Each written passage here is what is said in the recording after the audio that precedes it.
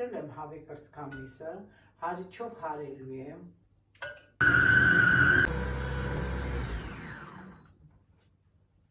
Հավի հարել սոխը։ Քյուֆտի միս է եղել։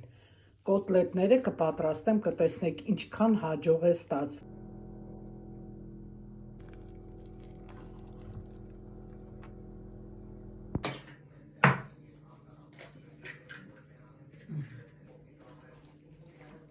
Ձեռքի ափի չափը վերցնում ենք, որպեսզի մեծ չլինի։ Բացում եմ, դնում եմ կարագը, նայեք, փակում եմ, գեղեցիկ։ Նորից ափի չափով հարթեցնում ենք։ Մեր կոտլետը պատրաստ է։ Հացի մեջն եմ թրջել կաթով հարել եմ ֆարշը, դրա համար էլ այսքան փափուկ ու սպիտակ է ստացվել։ Ես մի անգամից չեմ անում,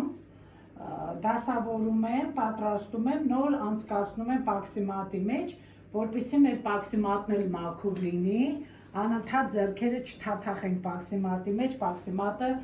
սկսվի արդեն կեղտոտվել, մսի կտորներ մնան մեջ։ Կոտլետն արդեն պատրաստ է, թաթախում եմ պաքսիմատի մեջ, պաքսիմատը որքան անհրաժեշտ է, ինքը այդքան էլ վերցնում է։ Կոտլետները ուղարկում եմ սառցարան։ Մեր կոտլետներն արդեն պատրաստ են, ուղարկում եմ սառցարան։